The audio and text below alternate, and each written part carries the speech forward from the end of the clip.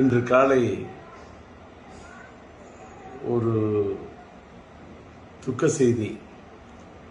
என்னோடு சமகாலத்தில் பணியாற்றியவர், தமிழ் திரையுலகத்தில் தனக்கென்று ஒரு தனி முத்திரையை பதித்து தனி கொடி நாட்டியவர், என் இனிய நண்பர், எழுத்தாளர், இயக்குனர் கே. பாக்யராஜ் அவர்களார்.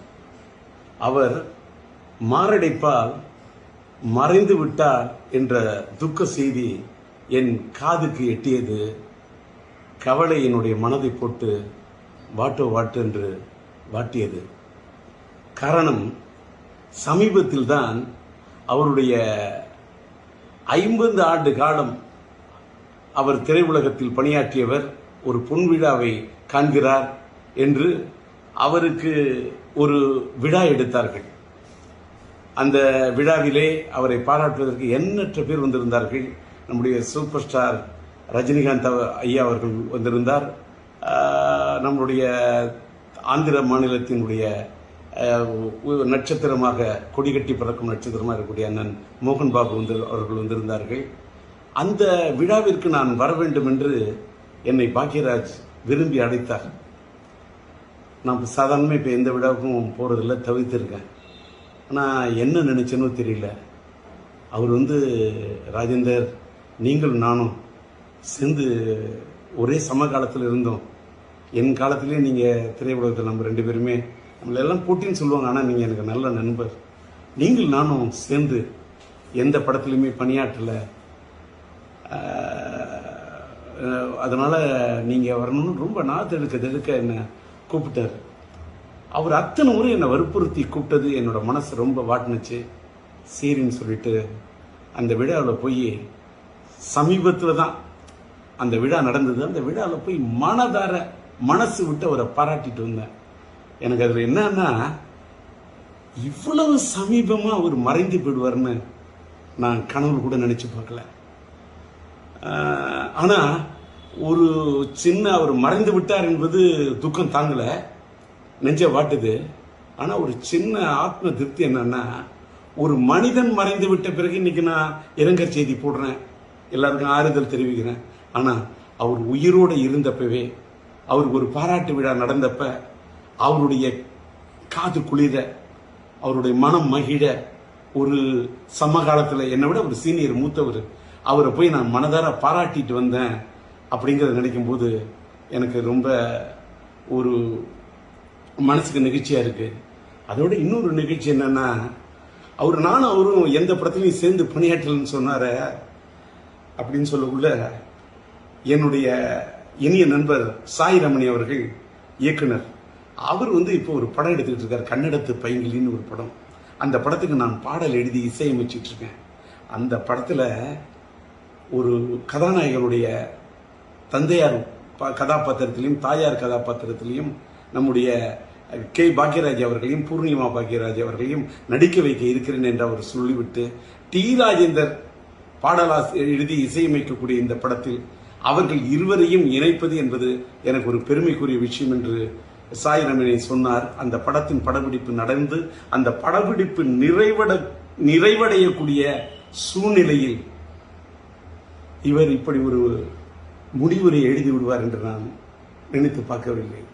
எல்லாத்துக்கும் மேல, இன்னைக்கு தென்னிந்திய திரைப்பட ரைட்டர்ஸ் அசோசியேஷன், எழுத்தாளர் சங்கத்துடைய தேர்தலுக்காக இன்று காலையில் அவர் மனு தாக்கல் செய்வதற்காக கே. பாக்யராஜ் அவர்கள் தன்னை தயார்படுத்திக் கொண்டிருந்திருக்கார். ஆனால் விதி எப்படி விளையாடி இருக்கிறது பாருங்கள். யமலோகத்தில் யார் இவரை கதை திரைக்கதை எழுத, வசனம் எழுத அழைத்தார்கள் என்று தெரியவில்லை. அங்கே சென்று போய் இவர் மனு தாக்கல் செய்து விட்டாரே. இங்கே எழுத்தாளர் சங்கத்தில் நிற்பதற்கு மனு தாக்கல் செய்வார் என்று நினைத்தால், அங்கே போய் மனு தாக்கல் செய்து விட்டார் என்பதை எண்ணிய போது மனது தாங்கவில்லை.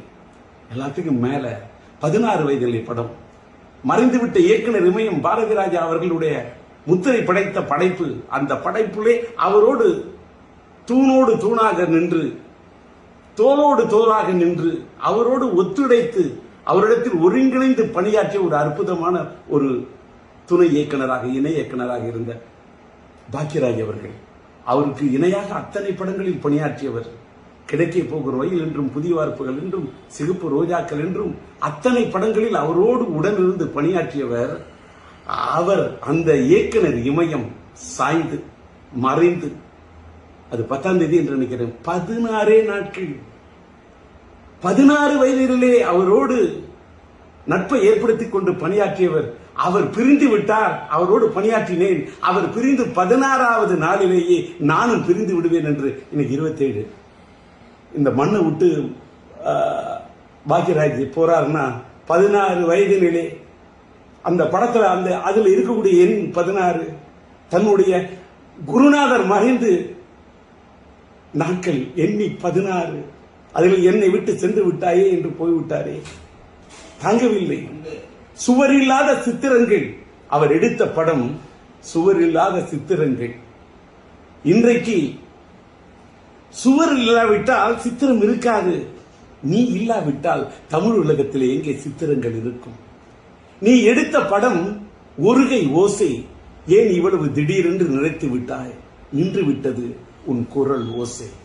நீ எடுத்த படம் மௌன கீதங்கள், எங்களை பாட வைத்து விட்டு சென்று விட்டாயே, ஏன் சோக கீதங்கள்? நீ எடுத்த படம் தூரல் நின்று போச்சு, எதற்காக இன்றைக்கு உன்னுடைய மூச்சு நின்று போச்சு? நீ எடுத்த படம் முந்தானை முடிச்சு, ஏன் நிறுத்தி கொண்டாய் நீ விடுகின்ற மூச்சு? எங்கே நின்றது உன் பேச்சு? தாங்கவில்லையே, துக்கம் தாழவில்லையே, எங்கே போய் சொல்வது? அதனால் நீ மறைந்து விட்டாய் என்ற செய்தி கேட்டவுடன் அது ஈட்டி போல் அது என் இதயத்தை தாக்கியது. அதனால் என்னுடைய துக்கத்தை எங்கே போய் சொல்வது?